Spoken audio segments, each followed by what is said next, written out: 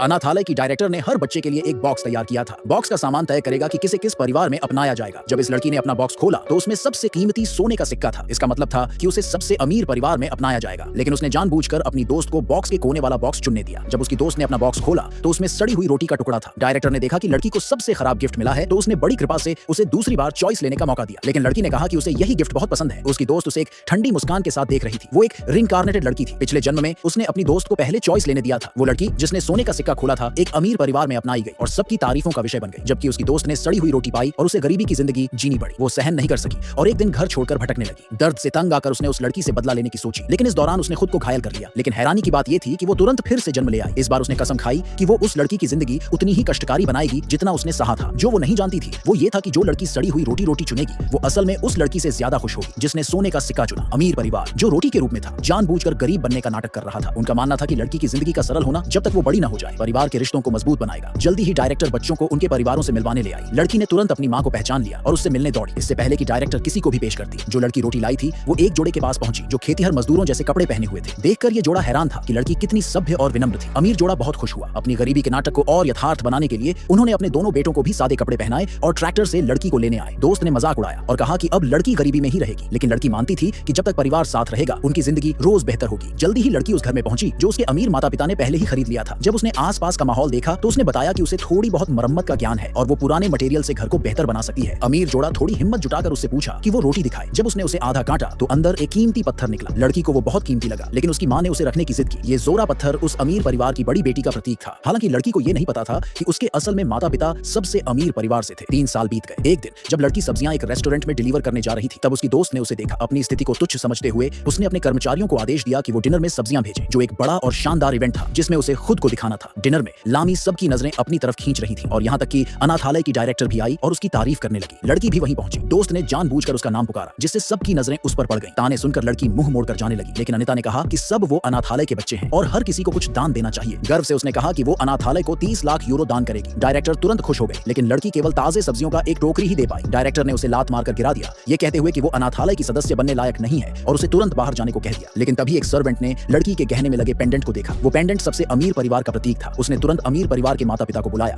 और दोनों भाई जब ये जान पाए कि उनकी बहन को दुखी किया जा रहा है तो उन्होंने दोषियों से बदला लेने की कसम खाई। लेकिन दोस्त ने लड़की का पेंडेंट देख लिया और वो जानती थी कि वो इसे बहुत अहमियत देती है, तो उसने उसे मजबूरी में शराब का एक गिलास पिलाया। लड़की मुश्किल से उस गिलास को खत्म कर पाई, लेकिन दोस्त हंसते हुए बोली कि ये तो सिर्फ पहला गिलास था। उसने लड़की को और मजबूरी में शराब पीने को कहा और जब तक लड़की का गला इसे नहीं सह सकता था उसने लड़की को जोर जबरदस्ती पिलाना जारी रखा। जब लड़की ने पेंडेंट वापस मांगा तो दोस्त ने उसे जमीन पर फेंक कर बुरी तरह तोड़ दिया। उसे ये बिल्कुल अंदाजा नहीं था कि उसका खुद का न्याय भी जल्द आने वाला था, क्योंकि लड़की के भाई मौके पर पहुंच चुके थे।